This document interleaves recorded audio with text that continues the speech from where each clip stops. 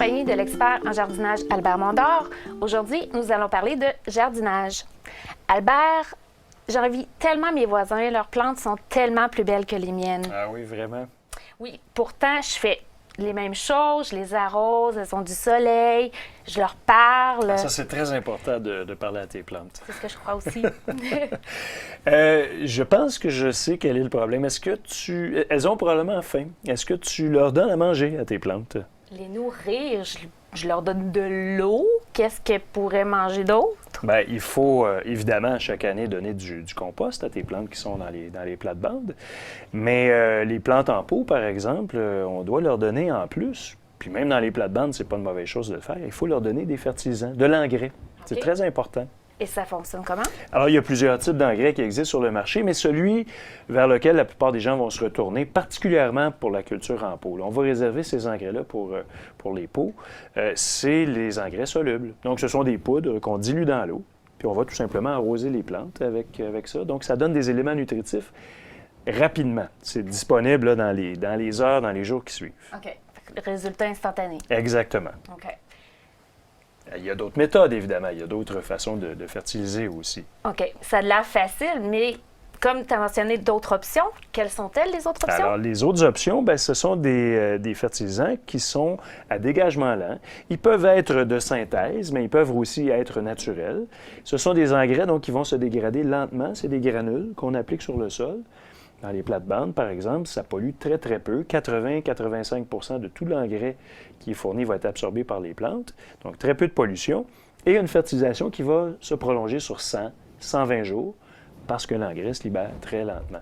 OK. Donc, si je comprends bien, il suffit d'en prendre et j'en applique autour de mes plantes sur la terre. Tu n'as même pas besoin de l'enfouir dans le sol.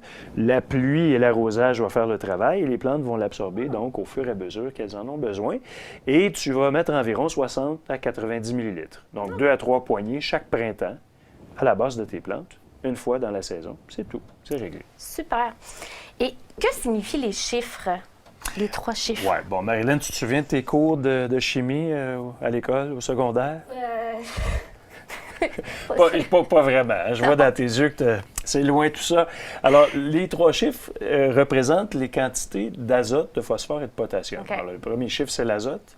Le deuxième, c'est le phosphore. Et le troisième, c'est le potassium. OK.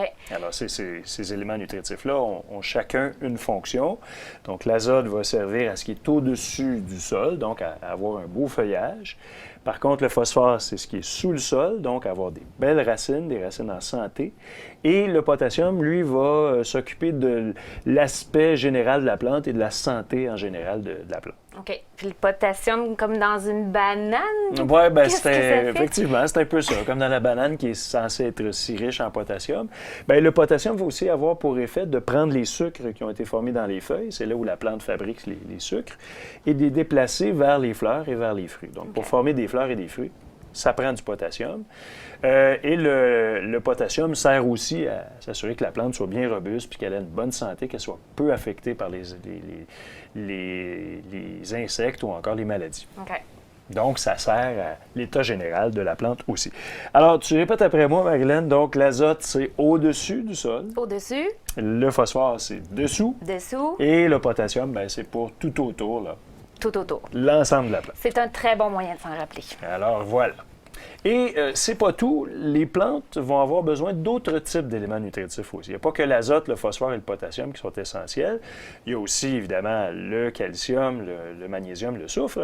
Et il y a des éléments mineurs, des éléments qu'on appelle oligo-éléments. Le fer, le cuivre, le zinc, qui sont nécessaires en fine quantité et qui sont disponibles dans certains engrais. Donc, il faut regarder sur les emballages. Certains en contiennent, d'autres pas. Okay. Et on va évidemment fournir ces fertilisants-là au moins une fois par année, s'assurer qu'elles ont tous ces éléments nutritifs-là au moins une fois par année. OK. Mais est-ce que les plantes ont toutes le même besoin? Non. Il y a évidemment des besoins différents selon qu'on veut du feuillage ou des fleurs. Pour le feuillage, c'est davantage d'azote, mais pour avoir des fleurs et des fruits, ce que la plupart des gens veulent, avoir des belles tomates ou encore des beaux pétunias, bien, on va s'assurer de fournir un engrais. Par exemple, si on cultive des plantes dans une plate-bande ou même en pot, on peut fournir un engrais granulaire, dégagement lent. On va s'assurer que la formulation soit plus riche en azote et en potassium. Une formulation du genre 5,3,8 ou 6,3,9. Donc, le premier et le dernier chiffre, plus élevé. va nous permettre d'avoir une belle quantité de fleurs ou de fruits formés. OK. Donc, je comprends bien, en nourrissant mes plantes, elles seront aussi belles que celles de mes voisins. Non seulement elle va être aussi belle, mais je pense que tu vas avoir des plus belles plantes que celles de tes voisins. Super, je vais t'envoyer des photos. Merci beaucoup, Albert, pour Ça tes va faire conseils. plaisir, Marie.